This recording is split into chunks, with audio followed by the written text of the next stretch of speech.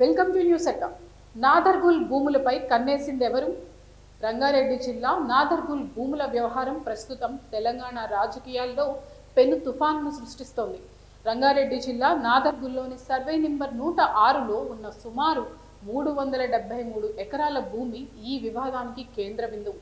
నిజాం కాలం నాటి రికార్డుల ప్రకారం ఇది ప్రభుత్వ భూమి అని, 2005లో ఆర్డీఓ కూడా దీనిని సర్కారు భూమిగానే నిర్ధారించారని బీఆర్ఎస్ నేతలు గుర్తు చేస్తున్నారు. గతంలో ఏపీఐఐసికి బదిలీ అయిన ఈ భూమిపై పలు కోర్టు కేసులు నడిచాయి. 2022లో హైకోర్టు డివిజన్ బెంచ్ కూడా ఈ భూమి అమ్మకాలు చెల్లవని, ఇది ప్రభుత్వానిదేనని స్పష్టం చేసింది.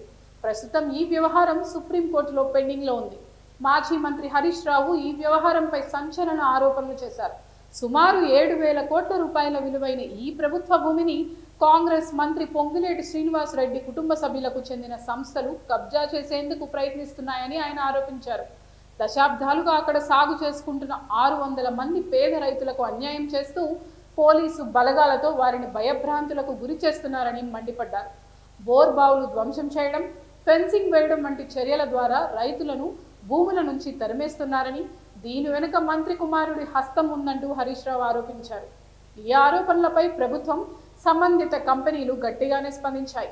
మంత్రి పొంగులేటి కుటుంబానికి చెందిన రాఘవ కన్స్ట్రక్షన్స్ ఈ ఆరోపణలను పూర్తిగా తోసిపుచ్చింది.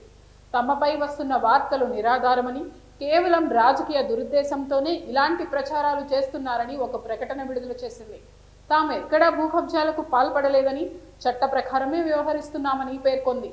ప్రభుత్వం కూడా ఈ విషయంలో తాము ఎవరికీ కొమ్ము కాయడం లేదని, భూమికి సంబంధించిన అంశాలు కోర్టు పరిధిలో ఉన్నాయని, నిబంధనల ప్రకారమే చర్యలు ఉంటాయని చెప్తోంది. హైడ్రా పేరిట పేదల ఇళ్లను కూల్చే ప్రభుత్వం ఇంత పెద్ద ఎత్తున భూ కబ్జా జరుగుతున్నా ఎందుకు మౌనంగా ఉందని బీఆర్ఎస్ ప్రశ్నిస్తోంది. తక్షణమే సీఎం రేవంత్ రెడ్డి స్పందించి అక్రమ కట్టడాలను కూల్చివేయాలని, లేని పక్షంలో బీఆర్ఎస్ నేతలే స్వయంగా ఆ భూముల్లోకి వెళ్తారని హరీష్ రావు హెచ్చరించారు. సుప్రీంకోర్టులో జరగనున్న విచారణ ఈ భూముల భవిష్యత్తును తేల్చనుంది.